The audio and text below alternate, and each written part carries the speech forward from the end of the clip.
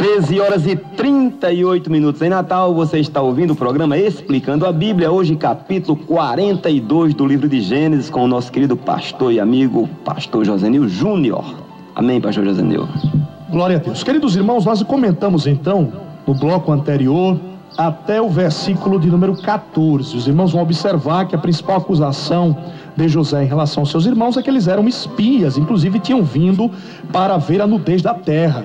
E nós vamos observar a declaração dos próprios irmãos de José, quando diz: nós, teus servos, somos 12 irmãos, filhos de um varão da terra de Canaã, e eis que o mais novo está com nosso pai hoje, mas um já não existe.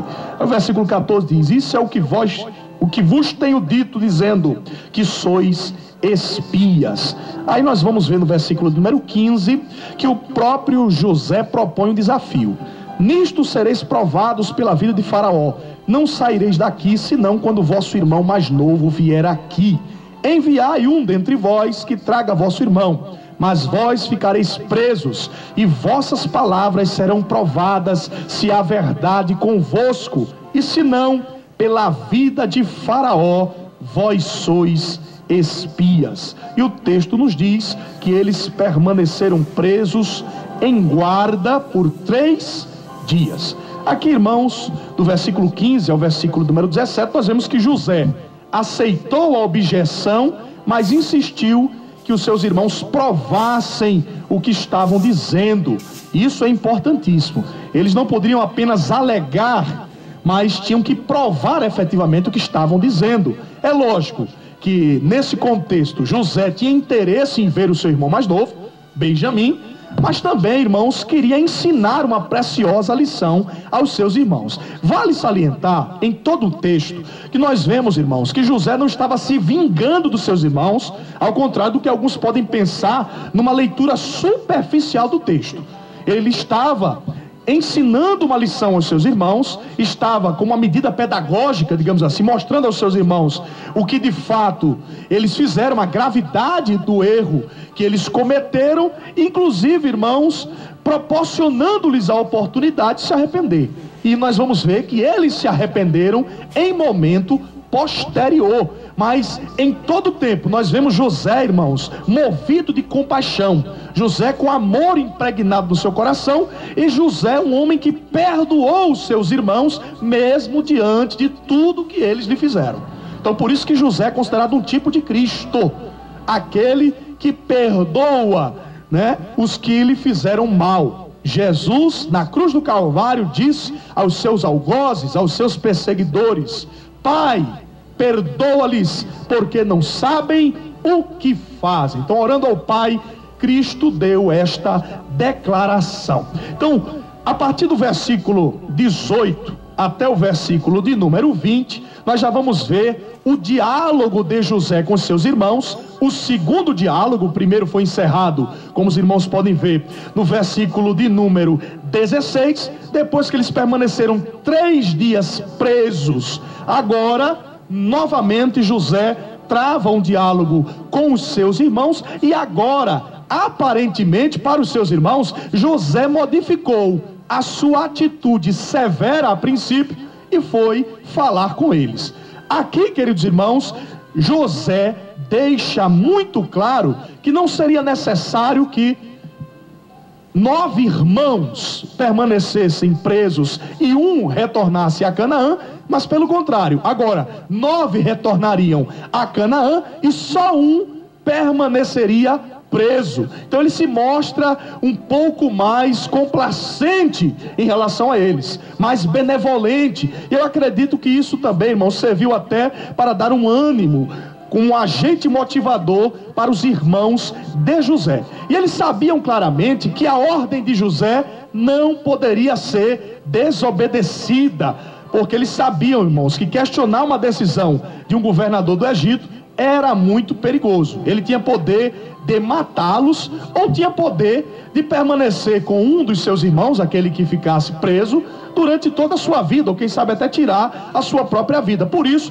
que eles partiram daquela terra ao encontro do seu pai, já conscientes da seriedade do que tinha sido falado pelo próprio José. E apenas para concluir este bloco, é importante, queridos irmãos, nós entendermos que de todos os filhos de Jacó, um permaneceu, e foi exatamente Simeão. Eu achei interessante Simeão ter permanecido. E por que não Rúben, que era o primogênito? Porque José sabia muito bem o que Rúben havia feito. E nós vamos observar que, levando isso em consideração, José, os irmãos vão ver isso no versículo de número 24, salvo engano, José tomou a Simeão dentre eles e amarrou perante os seus olhos. Glória a Deus. Ou seja, toda a malignidade de Simeão, os irmãos devem se lembrar o que Simeão fez no contexto das Escrituras, em relação até os siquemitas, os cidadãos de Siquém. Toda a malignidade de Simeão também estava sendo punida neste contexto, e ele teria muito tempo para refletir, porque acredita-se que foi ele um dos principais incentivadores, acerca do que aconteceu com o próprio José. Ele, pela sua personalidade e pela sua postura belicosa, acredita-se que ele tenha sido um dos incentivadores do fato de José, inclusive, ser morto pelos seus irmãos. E nós vamos ver que isso não se concretizou por um propósito divino, mas agora Simeão tem que arcar com a responsabilidade, ficar preso. Aqui eu vejo a lei da colheita segundo a semeadura, e por isso os irmãos de José ficaram bem conscientes do que tinha acontecido. Nos versículos anteriores nos diz a Bíblia que quando eles estavam conversando entre si, eles disseram: na verdade somos culpados acerca de nosso irmão, pois vimos a angústia de sua alma quando nos rogava, nós porém não ouvimos, por isso vem sobre nós esta angústia.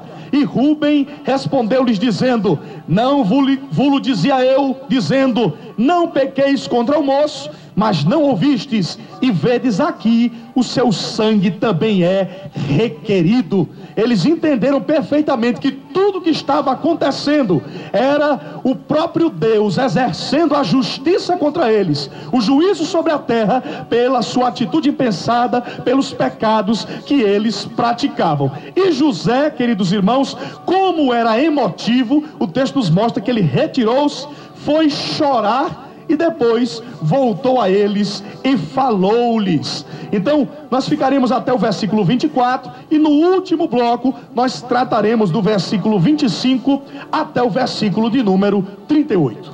13 horas e 46 minutos, ouçamos com Nelson Ned, o meu Deus é o Deus do impossível.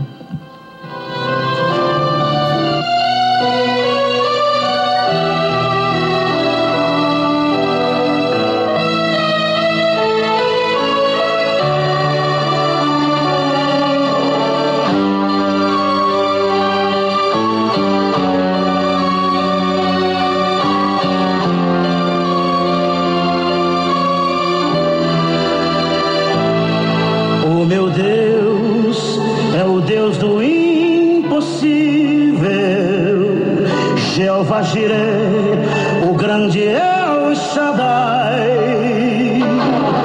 que abriu o mar vermelho e ao seu povo fez passar, e da rocha água limpa fez brotar.